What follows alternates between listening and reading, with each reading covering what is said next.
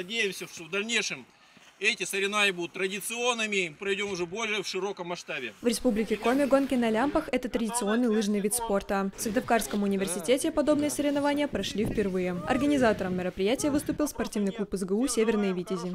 Мини-олимпиада, потому что это аналог большой олимпиады, которая проводится на республиканском уровне, а у нас только на университетском. Чем же отличаются обычные лыжи от коми-лямп, спросите вы?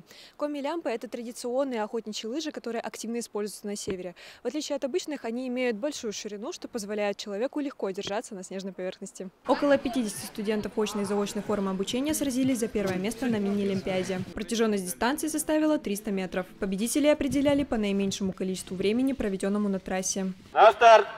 Внимание! Марш!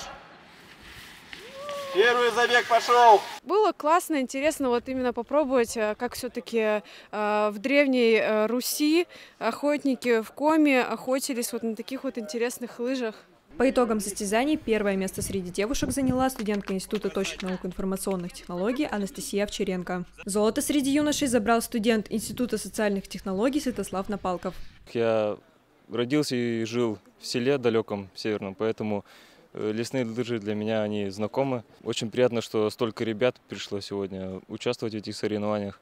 И, конечно, среди них победить – это очень почетно и приятно. По словам организаторов, необходимо популяризовать гонки на лямпах среди студентов. Такие соревнования помогают сохранить коми-культуру, а также укрепить здоровье молодого поколения. Екатерина Пиженко, Александр Кочкин, учебное телевидение СГУ.